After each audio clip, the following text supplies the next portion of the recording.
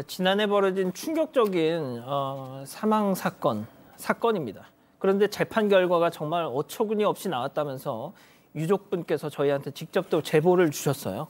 네, 이게 지난해 9월 25일 서울 강서구에서 벌어진 일이었는데 새벽 3시쯤이었습니다. 한 40대 남성이 술에 만취한 것 같은 상태로 여자 고등학교가 있습니다. 그 고등학교의 정문을 발로 차면서 강제로 열고 들어가려는 모습이 보인 겁니다.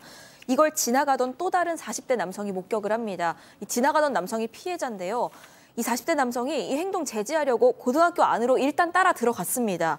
그런데 이 유족이 CCTV를 봤는데 그 유족에 따르면 가해자가 이걸 눈치를 챘던 건지 학교 안쪽에 이렇게 숨어 있다가 피해자가 들어오니까 곧바로 이 목을 강하게 가격하고 또 쓰러뜨렸다고 합니다.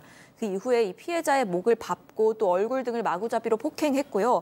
이 피해자의 지갑, 가방 같은 소지품을 훔쳐서 그대로 달아나 버렸습니다. 이 피해자는 그대로 방치돼 있다가 이 학교 경비에 의해서 발견이 됐습니다. 병원으로 옮겨졌지만 끝내 숨졌습니다.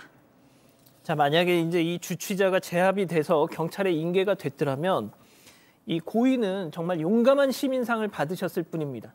자, 서로 일면식도 없었어요. 자, 여자 고등학교 막 이 무단 침입을 하려는 걸 말리다가 저런 변을 당하신 겁니다. 유족의 얘기 들어보시죠. 그 사람이 이제 술 취갖고 이제 그 교문 발로 막 차고 이제 막 거기서 난동을 부리니까 시동생이 지나가다가 뭐 신고를 하나 전화 통화를 하더라고요. 그러고 갑자기 껌껌한 데서 주먹이 이렇게 날라오는 듯한 장면이 있고 시동생은 아무것도 못하고 뭐 나무 투막처럼 툭 넘어가더라고요. 그 상태에서 엄청나게 때렸나 봐요. 이게 완전 머리 뭐 이렇게 어깨 있는 데까지 완전 다 멍이었어. 시퍼렇게. 예, 그러고 이제 줬더라고요. 자, 정확히 피해자의 급소만 노렸다는데요? 그렇죠. 유족에 따르면 피해자가 따라오니까 뒤에서 다시 가가지고 목을 가격을 하고요. 급소를 노린 다음에 넘어지자 목을 또 밟았다고 합니다. 그래서 이 시신 나중에 확인해 보니까 피해자 눈이라든지 얼굴 같은 데 온몸이 좀 확인이 멍 같은 게 확인이 됐고 차마 눈 뜨고 볼 수 없는 상태였다라고 합니다. 또 유족에 따르면 당시 도망갔던 이 가해자가 학교 안에 숨어 있다가 나중에 경찰한테 발각이 돼서 체포가 됐다라고 하고 이 상해치사하고 건조물 침입죄로 재판에 넘겨졌다고 합니다. 자, 근데 이런 인간들이 꼭 그 순순히 인정을 하지는 않잖아요. 네, 오히려 피해자의 잘못이다라는 식으로 얘기를 했어요. 그러니까 술에 취한 상태에서 갑작스럽게 피해자가 다가오니까 본능적으로 방어 본능이 작동해서 우발적으로 이런 저지른 일이라고 하는데 이게 좀 이해가 안 가는 게 일단 두 사람 체격 차이가요. 이 가해자가 181 키가 그리고 몸무게가 81kg입니다. 근데 피해자는 165cm에 52kg, 남성치고는 굉장히 왜소한 편이고요. 그리고 지금 좀 전에 얘기한 것처럼 저는 그 가해했던 행동이요.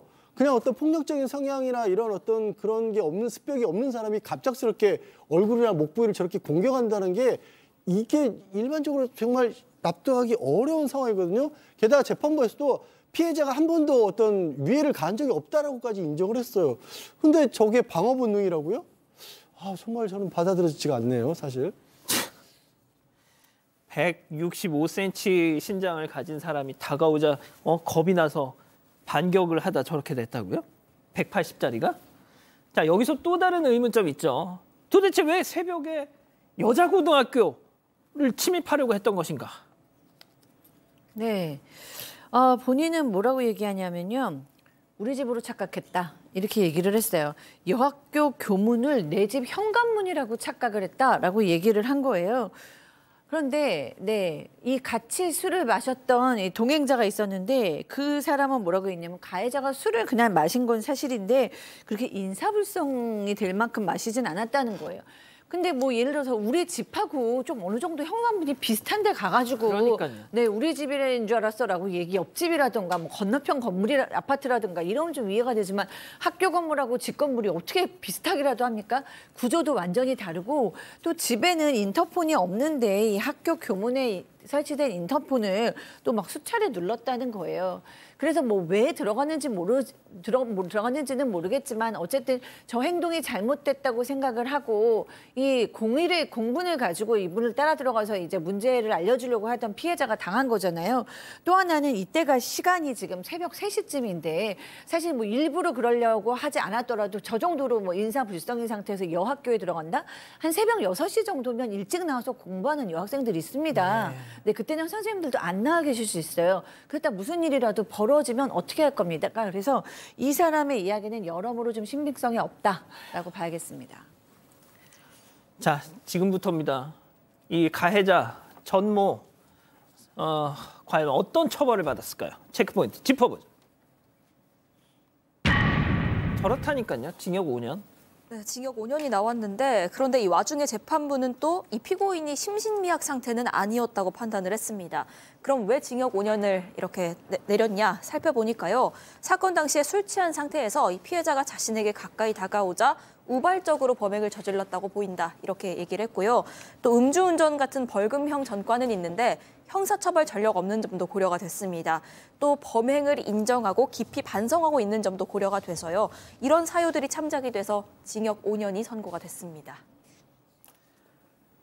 고인의 어머님은 지금 어떤 상황이실까요? 징역 5년 저거 받아드시고 직접 들어보시죠. 아니 검사가 15년을 때렸는데 어떻게 판사가 5년을 때려요? 그 이해 갑니까? 그럼 죽이고 싶어요. 솔직히 말해서. 진짜 죽이고 싶어요. 이거는 말이 안 되잖아요.